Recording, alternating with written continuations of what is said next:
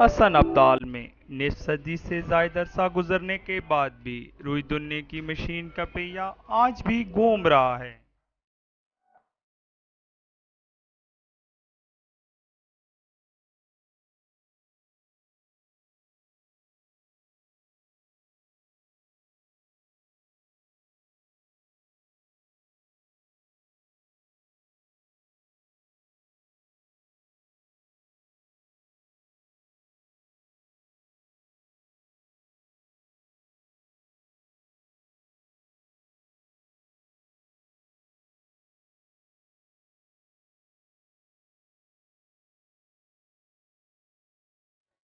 روئی دننے کی اس مشین پر کام کرتا شخص اپنا اور اپنے بچوں کا پیٹ بھرنے کے لیے گرم لافوں میں روئی بھرتا دکھائی دیتا ہے۔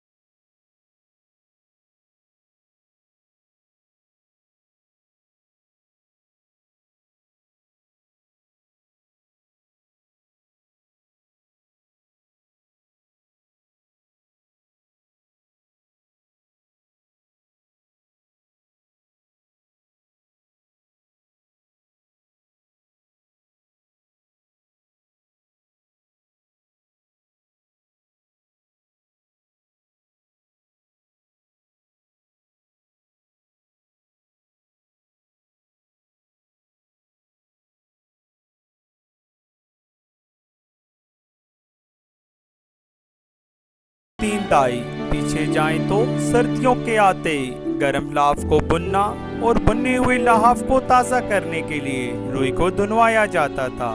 روئی دھننے والوں کی دکانوں پر اتنا رش ہوتا تھا کہ باری نہیں آتی تھی۔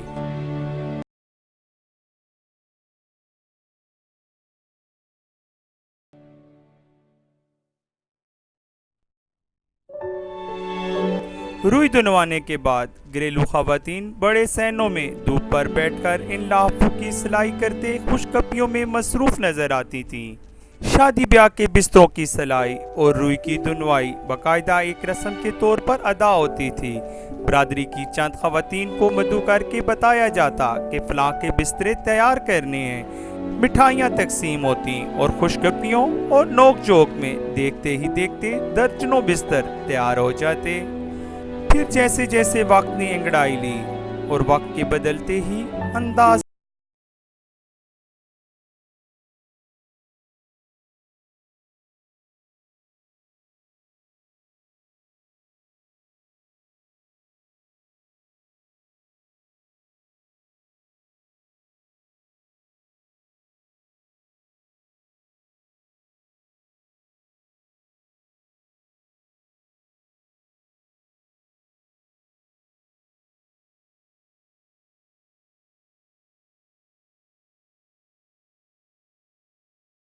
ہویا مسکین بابا، پھر ہویا کہ نام اس نے جاکو یوسف، پھر یوسف تو بعد آیا گورا چاچا، گورا چاچے تو بعد آیا سفتر، سفتر تو بعد یہ آیا بندہ پنجویں نمبر۔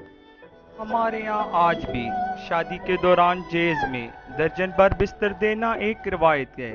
پہلے بستروں کی سلائی گھر میں ہوتی، مگر اب روئی دھننے کی مشین کا کاریگر اجرت پر بنوا کر دیتا ہے۔ اجرت پر بستر کی سلائی سفید پوش اور مجبور خواتین گھر بیٹھے کرتی ہیں۔ روئی دھننے کے بعد بستر ریڑھی کے ذریعے ان خواتین کے گھر پہنچائے جاتے ہیں اور سلائی کے بعد واپس لائے جاتے ہیں۔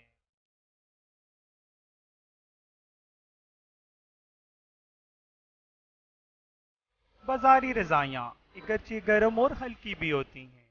مصنوعی اور مشین سے بنی رضائیوں کے مارکیٹ میں آنے سے روئی دھننے کی مشین کے کاریگر پر فرق نہیں پڑا، بلکہ یہ پوری صنعت تباہ ہو گئی ہے۔ روئی قدرت کا انمول تحفہ ہے۔ اس کا استعمال صدیوں سے انسانی ضرورت کے تحت ہوتا آ رہا ہے۔ رضائی مشین کی ہو یا ہاتھ سے بنی، سردی کی روک تھام اس کا اصل مقصد ہے، لیکن نئی روایات کو جنم دینے کے ساتھ ساتھ پرانی روایات کو زندہ رکھنا بھی ہم سب کی ذمہ داری ہے۔ کیمرہ مین ملک بلال اشرف کے ساتھ کیسر دلاور جدون، شناسا ٹی وی، حسن عبدال۔ ہم رکھتے ہیں آپ کو علاقے پر کی ہر خبر سے باخبر۔ مزید باخبر رہنے کے لیے ہمارا یوٹیوب چینل سبسکرائب کریں، ویڈیو کے نیچے لکھے سبسکرائب پر کلک کریں اور بیل آئیکن دبا دیں۔ شناسا ٹی وی، آپ کا اپنا ٹی وی۔